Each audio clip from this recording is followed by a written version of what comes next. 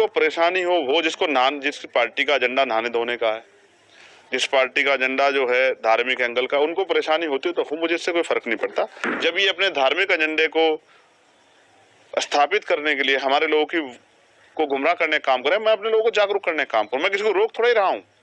जिसको निमंत्रण मिला वो भी और जिसको नहीं मिला वो भी जाए। मैं सबकी आस्थाओं का सम्मान करता हूं। मैं तो संविधानवादी व्यक्ति हूं। मैं अपने गुरुओं संतों की बात पे खड़ा हूं। मन चंगा तो कटौती में गंगा। तो इनका एजेंडा जो है नहाने धोने का और धार्मिक एजेंडा, इन पे मैं कुछ कहना नहीं चाहता।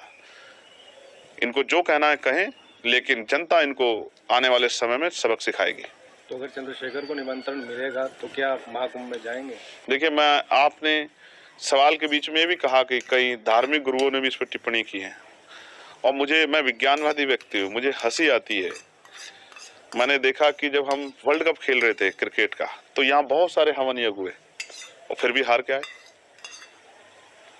मैंने ये देखा कि एक संत ने कहा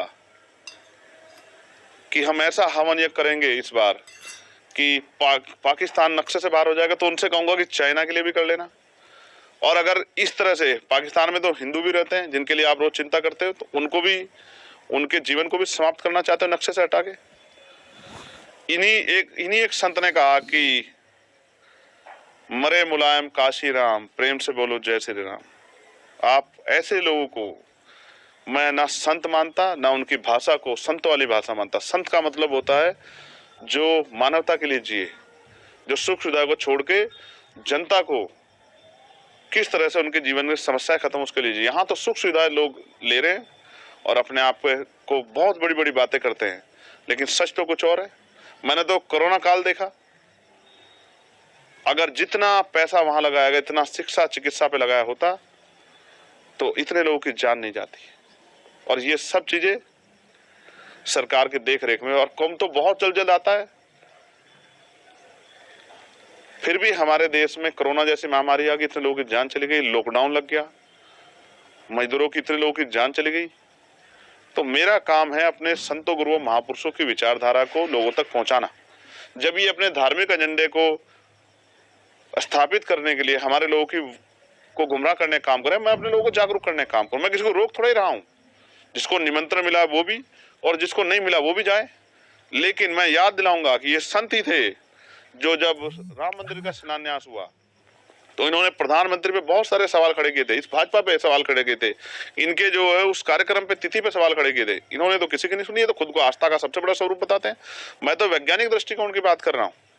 मान्यवर काशीराम साहब जो हमारे नेता हैं, मैं आखिरी तौर पर आपसे कह रहा हूँ, मैं उनको गुरु मानता हूँ, मैं उनका चेला। उन्होंने कहा, उन्होंने पंडाल लगाया, उन्होंने कहा जिनको इस जन्म में मुक्ति चाहिए, अपने दुखों का नाश करना है, वो हमारे साथ आ जाएं, और जिनको अगले जन्म की परवाह है वो कुंभ में चले जाएं।